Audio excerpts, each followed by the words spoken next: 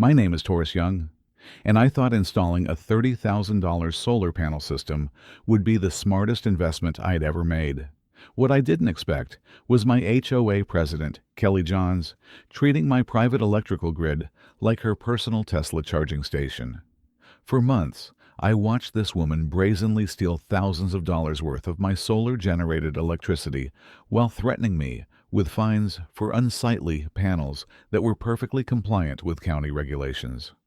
But Kelly had no idea I'd been documenting everything, and she definitely didn't know about the little voltage adjustment feature hidden in my system settings. Sometimes the best revenge is simply giving people exactly what they're asking for, at maximum power. Before we dive in, let me know where you're watching from today. The first time I noticed something was off, it was a Tuesday morning in March. I'd been checking my solar system's monitoring app religiously since installation, watching with satisfaction as my panels generated enough electricity to power my entire house, plus feed excess back to the grid. But that morning, the numbers didn't add up. My system showed I generated 47 kilowatt hours the previous day, yet my net meter indicated I'd actually pulled 12 kWh from the grid. On a sunny spring day with minimal home usage, those numbers were impossible. I'd been in my workshop most of the day, running only basic lighting and a few tools. Something was draining my power faster than I could generate it. I started paying closer attention. Every evening around 5 p.m., my system would show a massive power draw that lasted until about 7 a.m. the next morning. We're talking 30, 40 kWh overnight, enough to power my entire house for 2 days.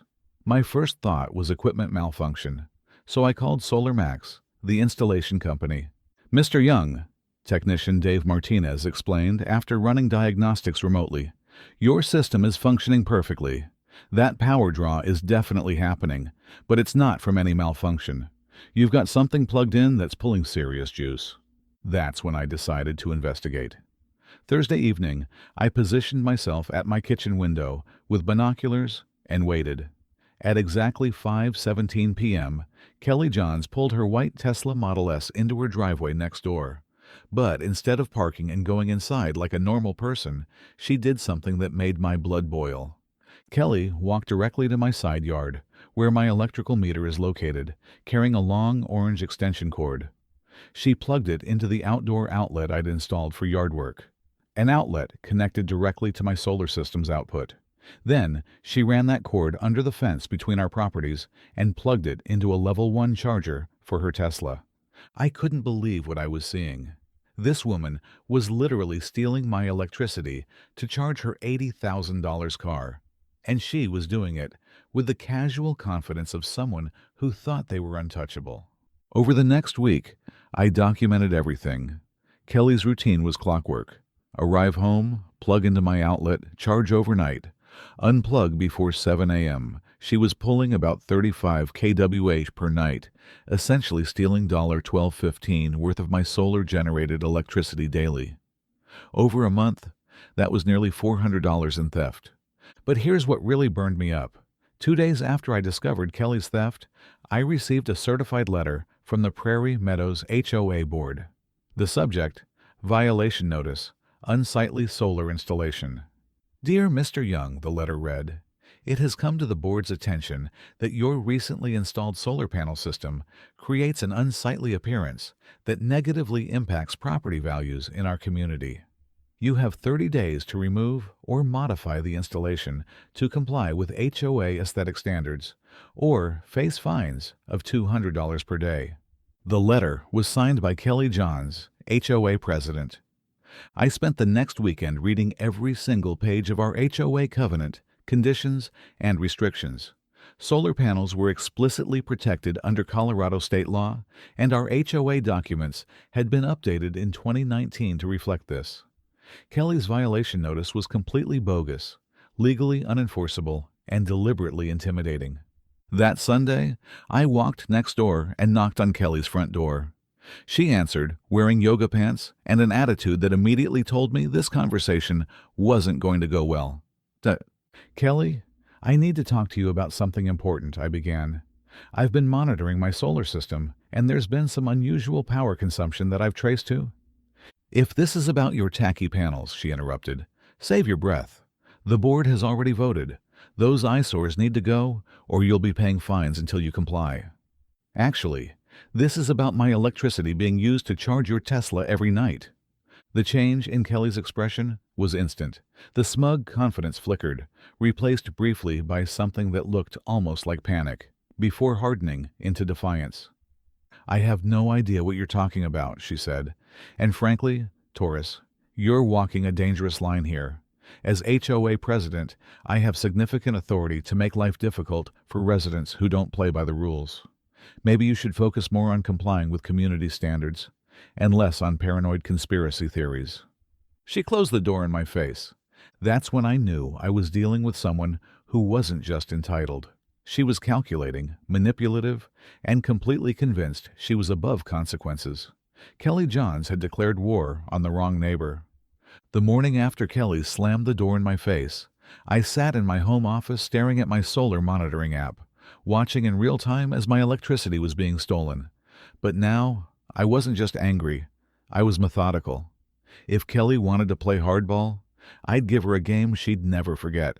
My first call was to my buddy Marcus Chen, who works in electrical engineering for Xcel Energy. I needed to understand exactly what Kelly was doing and what options I had. Taurus, what you're describing is straight-up theft of services, Marcus explained over coffee that afternoon. In Colorado, stealing electricity is a Class 6 felony if the value exceeds $500. Based on your usage data, she's probably stolen over $2,000 worth of power by now. But here's the interesting part, Marcus continued, pulling up technical specs on his tablet. Your SolarMax system has load management features that most homeowners never use. You can actually control voltage output to specific circuits through the app. That caught my attention. What do you mean? Well, standard household current is 120 volts, but your system can push anywhere from 110 to 140 volts depending on settings. Most devices can handle that range, but electric vehicle chargers are designed for precise voltage requirements. Push too much voltage through a level 1 charger and it'll trigger safety shutoffs, potentially damaging the charging port. Marcus grinned. Not that I'm suggesting anything, just sharing technical information. While I was learning about voltage management, I was also building an evidence file that would make a prosecutor weep with joy. I installed a small security camera aimed at my electrical outlet, hidden behind some landscaping. Every night, I captured high-definition footage of Kelly's theft routine. But the real breakthrough came when I started diving into HOA financial records. As a homeowner, I had the right to request copies of board meeting minutes, financial statements, and expenditure reports. What I found was shocking. Kelly had been HOA president for 3 years, during which time our monthly dues had increased from $125 to $200 per month. The justification was always increased landscaping costs and emergency repairs. But when I cross-referenced the financial statements with actual vendor invoices, which took some persistence to obtain, the numbers didn't add up. Prairie Meadows HOA was paying $4,500 monthly to Kelly's Green Landscaping Services, a company that, according to Colorado business registration records, was owned by Kelly's husband, Tom Johns. They were also paying $2,200 monthly to Maintenance Solutions, LLC, for various repairs, another company registered to Kelly's brother-in-law. Over 3 years, the Johns family had extracted over $240,000 from our HOA through these shell companies, while actual maintenance in our community had visibly declined. Streetlights stayed broken for months, the community pool needed repairs that never happened, and our so-called enhanced landscaping consisted of some dying shrubs and mulch that looked like it came from a clearance bin. But Kelly's masterpiece was the Solar Restriction Initiative.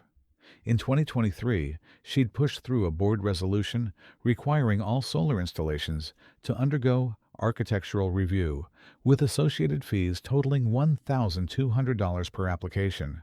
This review would be conducted by Renewable Energy Consulting Group, yet another company owned by Tom Johns. Kelly wasn't just stealing my electricity.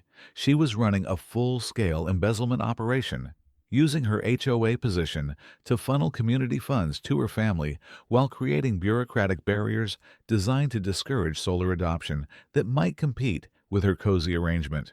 I spent 2 weeks building a comprehensive file: bank records, vendor invoices, Colorado business registrations, photographs of Kelly's nightly theft, time-stamped power consumption data, and security camera footage.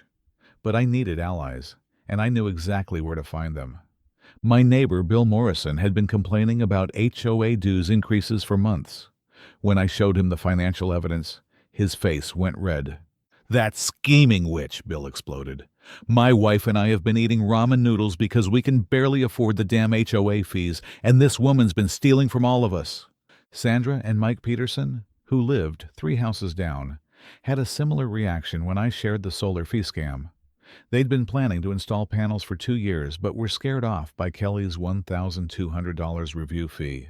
She told us the review process could take 6 months and might still result in rejection, Sandra said. "Now I know why. She doesn't want anyone else generating their own power because it might interfere with her stealing yours." By the end of March, I had a coalition of 8 homeowners ready to take action. We'd documented systematic financial fraud, theft of services, and abuse of authority. But I wasn't ready to play that hand yet, because Marcus had given me one more piece of information that was too delicious to ignore. Kelly's Tesla Model S had a known vulnerability. If the charging system received inconsistent voltage, it would trigger a diagnostic mode that locked the charging port and required a Tesla service center reset to fix. The repair usually costs about $800, Marcus had mentioned casually, and the car can't be driven until it's fixed. As I watched Kelly plug into my outlet that Thursday night, I opened my SolarMax app and found the voltage control settings. Standard output, 120 volts. Maximum output, 140 volts. My finger hovered over the slider. Not yet. I wanted Kelly to get comfortable, confident that she'd gotten away with her threats and intimidation. I wanted her to believe she was untouchable, because the higher they fly, the harder they fall. Friday morning, April 12th, I woke up to an email that made my blood pressure spike to dangerous levels. Kelly Johns had sent a message to the entire Prairie Meadows community with the subject line, "Final Notice, Solar Panel Violations." "Dear residents," the email began, "despite repeated attempts to work with Mr. Taurus Young regarding his non-compliant solar installation, he has refused to cooperate with HOA standards. Effective immediately, daily fines of $200 will be assessed until the unsightly panels are removed or properly screened. This serves as a community-wide reminder that property values and aesthetic standards remain our highest priority." The email was professionally formatted, included legal-sounding language about covenant enforcement, and copied the entire HOA board. But here's what really got me. Kelly had scheduled an emergency board meeting for that same evening to discuss additional enforcement measures against repeat violators. She was trying to railroad me in front of the entire community. I'd been planning to wait another week before springing my trap, but Kelly had just accelerated the timeline. If she wanted to play in public, we'd play in public. That afternoon, I sent my own community-wide email. "Dear neighbors, I'm writing to address some serious concerns about HOA financial management and leadership conduct. I'll be presenting evidence of systematic fraud and theft at tonight's emergency board meeting. I encourage everyone to attend. Thank you, Taurus Young." Short, professional, and guaranteed to pack the community center. At 5:30 p.m., I made my final preparations. I uploaded all my documentation to a secure cloud folder, printed copies of key evidence for distribution, and opened my SolarMax voltage control app. Kelly's Tesla was already plugged into my outlet, drawing power at the standard 120 volts. The community center was standing room only when I arrived at 7 p.m. Kelly sat at the head table with 4 other board members, looking supremely confident. She'd dressed for the occasion: navy blazer, pearl necklace, the whole power suit ensemble. This was her moment to assert dominance. "Thank you all for attending this emergency session," Kelly began. We're here to address a serious compliance issue that threatens our community's property values and aesthetic standards. For 20 minutes, Kelly presented her case against my solar installation. She had PowerPoint slides, printed photographs, and even a property value impact study that looked impressive until you realized it was completely fabricated. She spoke about community standards, unanimous board concern, and the need for decisive action. Mr. Young's refusal to comply with reasonable architectural guidelines leaves us no choice but to pursue maximum enforcement measures. Kelly concluded, I am requesting board authorization for accelerated fines and legal action if necessary. The room was silent when she finished. Kelly looked satisfied, even slightly smug. She delivered a polished performance designed to intimidate me into submission. Thank you, Kelly, I said, standing up with my manila folder. Before the board votes, I have some information the community should hear. Kelly's expression shifted slightly.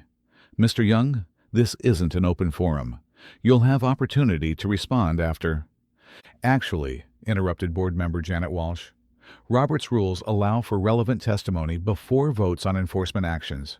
Please proceed, Mr. Young. I walked to the front of the room and plugged my laptop into the projector. What I'm about to show you represents 3 months of investigation into systematic fraud, embezzlement, and theft involving our HOA president. The first slide was simple. A timeline showing Kelly's nightly electricity theft, complete with timestamps and power consumption data. Murmurs rippled through the crowd. For 4 months, Kelly Johns has been stealing electricity from my solar system to charge her Tesla, I explained. The total value of stolen power exceeds $2,400, making this a felony under Colorado law. Kelly shot to her feet. This is outrageous. I don't have to listen to these baseless accusations. Sit down, Kelly, Janet Walsh said firmly. Let him finish. The next slides destroyed Kelly's financial house of cards. I showed the community how their HOA dues had been funneled to Kelly's family companies, how fictitious invoices had been used to justify fee increases, and how the solar review fee was designed to discourage renewable energy adoption. Over 3 years, the Johns family has embezzled approximately $240,000 from our community, I concluded. They've used Kelly's position to create a personal ATM while our actual community infrastructure deteriorated. The room erupted. Neighbors who'd been struggling with increased fees, dealing with broken streetlights, and putting off home improvements because of Kelly's arbitrary fines suddenly understood they'd been systematically robbed. Kelly was screaming about defamation and personal vendettas, but her voice was drowned out by angry residents demanding answers. Board member Tom Crawford was frantically flipping through financial documents, his face growing paler by the minute. There's one more thing, I announced over the chaos. Kelly's Tesla is currently plugged into my electrical outlet, stealing power as we speak. I have documented this theft with video evidence and real-time monitoring data. I pulled out my phone and opened the SolarMax app. The voltage control slider glowed on my screen. In fact, I said, loud enough for everyone to hear, let me show you exactly what happens when someone tries to steal power from a system they don't understand. I moved the voltage slider from 120V to maximum, 140V. Even through the community center walls, we could hear Kelly's Tesla alarm system activate in the parking lot. The distinctive European siren wail that meant the charging system had detected a critical error and locked down. Kelly's face went white. You can't! That's destruction of property. Actually, I replied calmly, that's my property, protecting itself from theft. Your car will need to be towed to a Tesla service center for diagnostics. Should cost about $800 to fix. The room fell silent, except for the continued wailing of Kelly's disabled Tesla. Every eye was on our former HOA president, who looked like she'd seen a ghost. The Jefferson County Sheriff's Department has already been contacted, I continued. Detective Morrison will be here shortly to discuss the felony theft charges. The Colorado Attorney General's office has been notified about the embezzlement. And I've filed complaints with the Better Business Bureau about your husband's fraudulent companies. Kelly Johns, who'd walked into this meeting expecting to destroy me, was now staring at the complete destruction of her life. But I wasn't done yet. The Jefferson County Sheriff's deputies arrived at 8:47 p.m., just as Kelly Johns was trying to sneak out the back exit of the community center. Detective Sarah Morrison, no relation to my neighbor Bill, despite the name, had been investigating HOA fraud cases for 3 years and knew exactly what she was looking at. "Mrs. Johns," Detective Morrison said, blocking Kelly's escape route, "we need to have a conversation about some financial irregularities and theft of services reports." What happened next was the most satisfying 10 minutes of my entire life. Kelly tried every trick in the book: denial, deflection, victim blaming, even attempting to claim diplomatic immunity because her husband worked for the county planning department. Nothing worked. The evidence was overwhelming. Video footage of nightly theft, time-stamped power consumption data, bank records showing fraudulent vendor payments, and testimony from 8 neighbors who'd witnessed Kelly's systematic abuse of authority. Detective Morrison had seen a lot of white-collar crime, but she later told me Kelly's operation was impressively brazen. "Most embezzlers try to hide their tracks," Morrison explained. Kelly was so confident in her position that she barely bothered covering up the paper trail. Kelly was arrested on charges of theft of services, Class 6 felony, embezzlement, Class 4 felony, and fraud, Class 5 felony. Her husband Tom was arrested the following morning when police searched their home and found evidence of the shell company scheme. Kelly's brother-in-law wisely retained an attorney and cooperated with investigators. But the criminal charges were just the beginning. Within 48 hours of Kelly's arrest, the Prairie Meadows HOA held an emergency election. Janet Walsh was unanimously voted in as interim president, and the first order of business was reversing every punitive measure Kelly had implemented. My solar panel violation was officially dismissed, the architectural review fees were eliminated, and the HOA announced it would actually encourage renewable energy adoption. The second order of business was recovering the stolen money. The HOA hired a forensic accountant who discovered Kelly's fraud was even more extensive than I'd initially calculated. Over 4 years, she'd embezzled nearly $320,000 through various schemes. The Johns family's assets were frozen, pending civil litigation. Kelly's Tesla, meanwhile, sat in the community center parking lot for 3 days with its charging port locked in diagnostic mode, alarm system cycling on and off every few hours.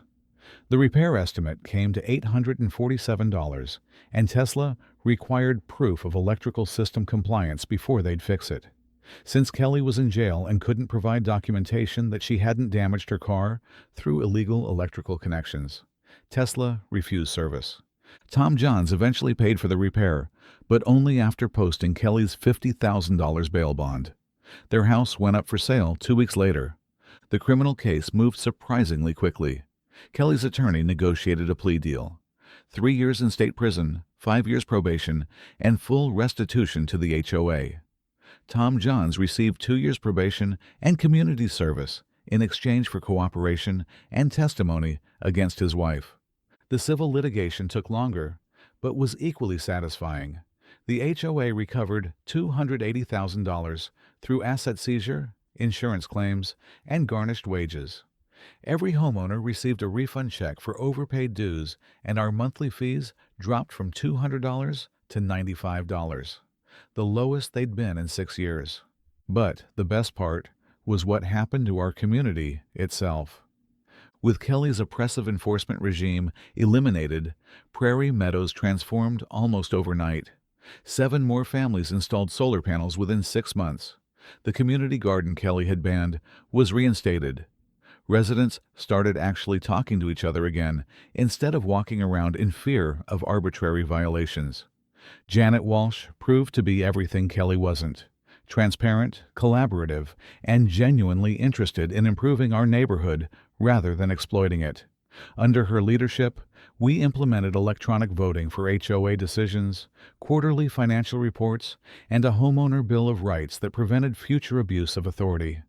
My solar system, freed from Kelly's nightly theft, now generates enough excess power to earn me monthly credits from Excel Energy. The panels, Kelly called unsightly, have inspired enough neighborhood installations that Prairie Meadows was featured in Colorado Solar Magazine as a renewable energy success story. 6 months after Kelly's arrest, I was working in my garage when Detective Morrison stopped by for a follow-up visit. "You know, Mr. Young," she said, "most people in your situation would have just called us on day one. Why did you decide to handle it the way you did?" I thought about that question for a moment.